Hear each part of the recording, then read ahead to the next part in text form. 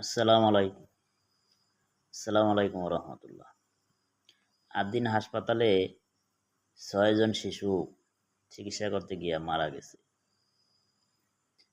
শুধু আদ্দিন নয়, এরকম অনেক হাসপাতালেই হয় যে চিকিৎসা করতে গিয়া হয়তো ডাক্তারদের ব্যর্থতাও থাকতে পারে, মারা যায়।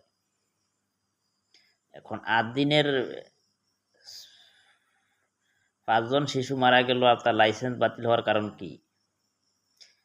এই যে হামের টিকার কারণে বা হামের আক্রান্তর কারণে শত শত শিশু মারা গেল।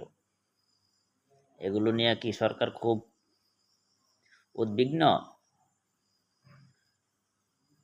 আসল কথা হইল, মানে ওনারা আদ্দিন হাসপাতালটারে ওনারা নেগেটিভ হিসাবে দেখে।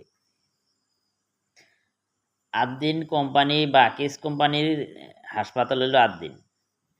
এই আকিস কোম্পানির মালিক ইউনূস সরকারের উপদেষ্টা ছিল, বাণিজ্য উপদেষ্টা।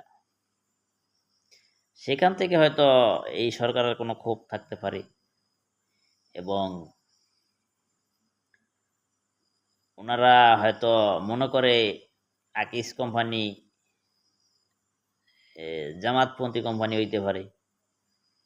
হ্যাঁ, ওনারা এটা ব্যক্তিগত ক্ষোভ থেকে এই লাইসেন্সটা বাতিল করছে বলে আমি মনে করি।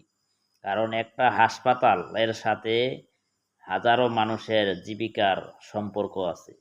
এরপরও এই যে আদ্দিন হাসপাতালের একটা সুনামধন্য, বাংলাদেশের সুনামধন্য একটা হাসপাতাল, কিন্তু আদ্দিন হাসপাতালের লাইসেন্সটা ৫ জন বাচ্চারে ৮০ লক্ষ করে টাকা দেওয়ার জন্য ঘোষণা দিছে, এবং তাদেরকে আজীবন ফ্রি চিকিৎসা দেওয়ার জন্য ঘোষণা দিছে।